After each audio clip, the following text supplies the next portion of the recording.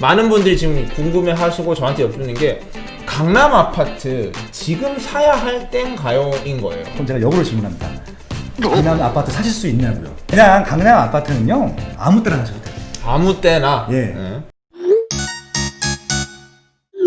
지금 아까도 좀 하반기 전망도 좀 했는데 좀 심플하게 하반기에 서울 집값이 오를 것이냐 내릴 것이냐 아니면 좀 완만히 오를 것이냐 이런 네. 거랑 이제 전세 가격까지 한번 좀 예측을 해주실 수 있으실까요? 예, 일단 명쾌하게요.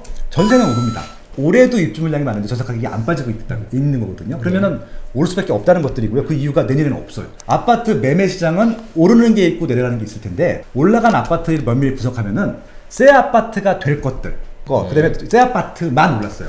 기존 구축들은요 입지가 좋지 않은 데는 안 올랐습니다. 그러니까 이것도 양극화가 돼 있는데 결국은 3년 동안 오른 급격한 경사만큼은 오르진 않을 텐데 완만하게 올라갈 텐데 그 완만하게 오르는 것은 재건축이 될 것들과 신축들은 아마 안전하게 오를 것 같은데 기존에 좀 인기가 없었던 서울이라고 다 인기가 있는 건 아니거든요. 그렇죠. 좀 하위권 지역의 구축들 같은 경우는 여전히 오르지 않을 거다. 그렇게 좀 분석하고 싶네요. 그 신축의 기준은 한 몇 년 정도로 보통 잡으세요? 10년 차까지가 신축, 11년 차부터 20년 차까지가 구축, 20년 차 넘어 그 이후부터는 이제 분리하셔야 됩니다. 이거 재건축이 가능하면은 투자 아파트가 되는 것들이고 재건축이 불가능하지 않다라고 하면 그거는 이제 좀 정리하셔야 되라고. 저 일단 입지가 좋으면은 구축이라 하더라도 좀 안전은 해요. 입지가 나쁘게 되면은 이게 어떤 문제가 있냐면 3기 신도시는 1기 신도시랑 경쟁을 해야 돼요. 예를 들어서 도봉구, 금천구, 중랑구 같은 경우는요.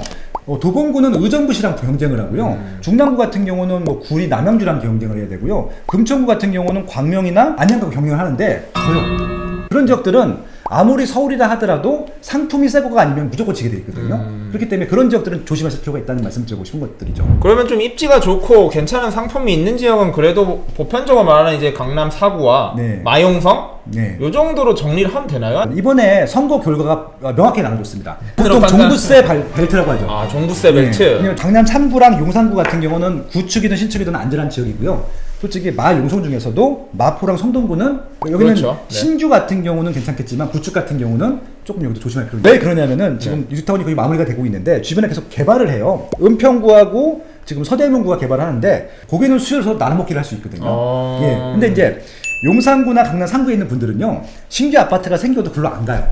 이 중앙에 있는 분들은. 근데 그 끝에 지역들 같은 경우 서로 이렇게 왔다 갔다 하거든요. 네. 인구의 이동을 보면은. 그리고 또 성동구 같은 경우도 뭐 광진구에 재건축이 진행된다든지 그렇죠. 아니면 동대문구에 재건축이 진행되게 되면은 또 글로 수를 뺏길 수 있는 부분들이 있거든요. 그래서 총선 총선, 네. 결과에서 나온 그 지역들 제외한 나머지 지역들은 경쟁 상품이 나오면 항상 긴장을 해야 된다. 특히 구축 같은 경우는 신축은 상관없겠지만 네, 그렇게 좀 아파트 매수 전략을 갖고 가시면 좋겠다는 제안을 해보고 싶습니다. 야당이 이긴 쪽이 어찌 보면 가장 안전하고 좋은 곳이다 이렇게 볼 수도 있네요. 그러니까 지금 이제 선거 결과 보면서 그러니까 입지의 극단을 봤거든요. 그러니까 용산하고 강남 3구 경기도에서는 어딘 줄 아세요?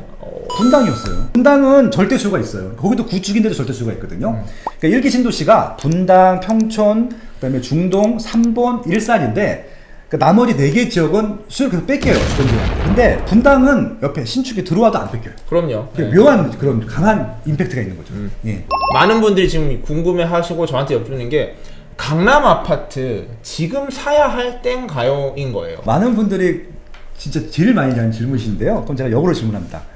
강남 아파트 사실 수 있냐고요.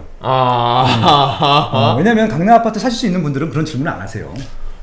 그런가요? 네. 그런가요? 네네. 그냥 강남 아파트는요 아무 때나 하셔도 돼요.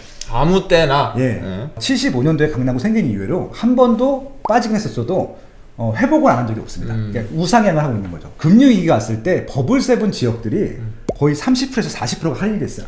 그쵸. 하락을 했습니다. 그러니까 지금 사람들이 궁금한 거는 강남도 혹시 그렇게 될 기회가 오지 않을까 그걸 기다리는 거죠. 될 수 있는데 네. 그런 것들이 과거에 한 2번 반복되다 보니까 사람들이 학습 효과가 있어요. 그쵸.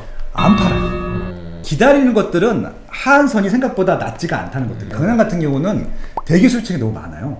강남 수요가 몇 명 정도 될 것 같으세요? 수요가요? 수요가 그래도 100만? 네. 으로 보면 5천만이에요. 와. 시장님 같으면은 당연히 강남이 지금 평당 평균이 6천 원 정도 하는데 평당 1,000이면 안 사시겠어요? 사야죠. 제주도에서 심지어는 한국인이 아닌 사람들 다 올 것 같아요. 5천만이 아니라 그러면 매덕 될거 매덕. 그러네요. 그렇기 때문에 좋은 입지들은 다 알거든요.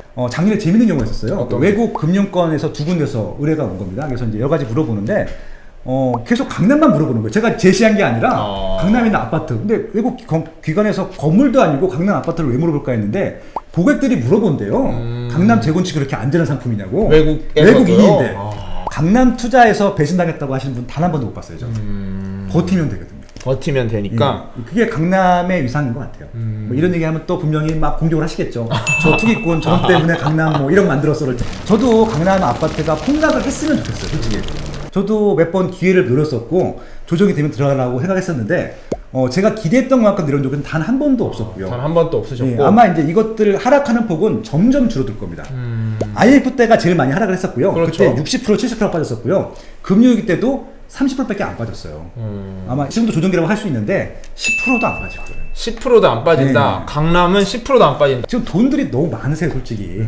강남에 살 수 있는 분들이 많은데 그분들이 사냐 안 사냐의 문제의 분들이 많은데 그분들이 사면 그냥 끝나는 것들이잖아요. 그렇죠. 부동산 자산을 다 빼고 현찰로만 10억 원 있는 분들이 부자인데 네. 그분들이 23만 명이에요. 23만 명이요. 예, 근데 강남에 나올 수 있는 물량이 몇백 개라고 말씀드렸잖아요.